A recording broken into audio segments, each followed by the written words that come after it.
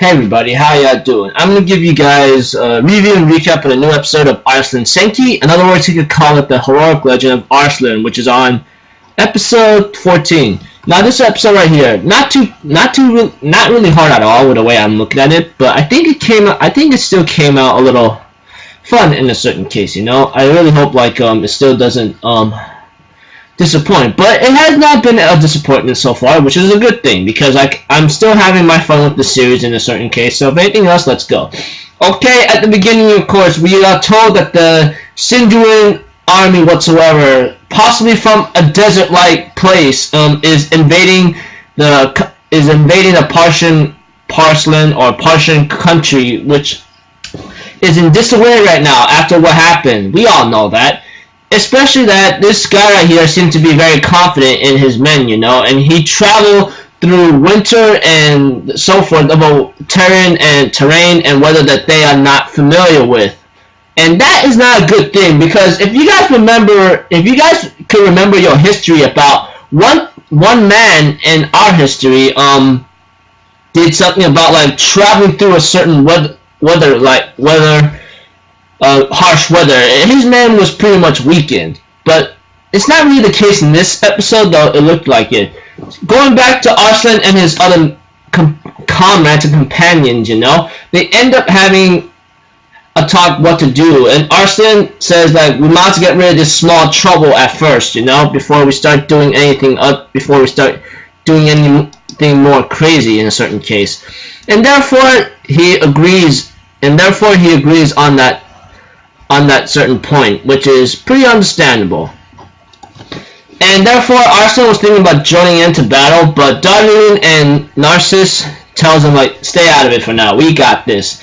And Narcissus did mention that we may have 10,000 against 50,000, however, there are 3 things they are missing.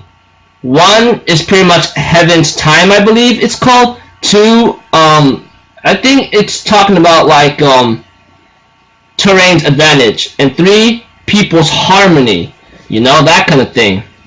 But when it came to those 3 things put into place, they seem to have the advantage. First off, they have the advantage over the weather, which is understandable because these soldiers, along with the prince that's trying to invade, they pretty much do not know the winter aspects, and they end up being defeated due to the fact that they're so used to hot weather. But and the second part is they have the terrain advantage, knowing that they know what to do. And when they use the third, dude, all the soldiers went disarray and went into a frozen lake. And the prince is captured here and there, and they end up having a little small talk after hospitality, giving him hospitality and equal, and having a small talk after all, you know. But after a couple things put into setups, you know, Narcissus had all that things the prince is gonna form a friendly alliance with Arslan about this and that, and I'm thinking in my mind, what the hell, man? Are you that crazy? It's out of hand here, you know. And Arslan says, I'll help you out to ascend to the throne. In exchange, you help me out with my war, which is not a bad deal, honestly. But from where it's coming from here, you know, it could be pretty difficult. The prince, on the other hand, of the prince of Sindarin, whatever you want to call him, is pretty shady to me. I'm not even sure if he's gonna stab him in the back. Even Darun at the end says, can we really trust this guy? Which is the same question I am asking. So yeah, overall, pretty cool episode, you know. And the opening, I watched the opening. I watched the new opening last week when I heard there was a recap, but I didn't watch the recap. You already know why, because if it's just a recap, then what's the whole dang point? But when I saw the opening in Arslan's new episode, I think it was pretty kick butt, you know? It kicks butt. In other cases, it's cool. So yeah, not pretty simple episode, you know, just fighting, you know, here and there, and getting ready, put into negotiations, and here we go. Yeah, that's where it starts. Oh yeah, I forgot to mention about Hermes, Prince Hermes, the real heir to the throne whatsoever, pretty much leaves to let Arslan do his thing, and he went to Ecbatania whatsoever.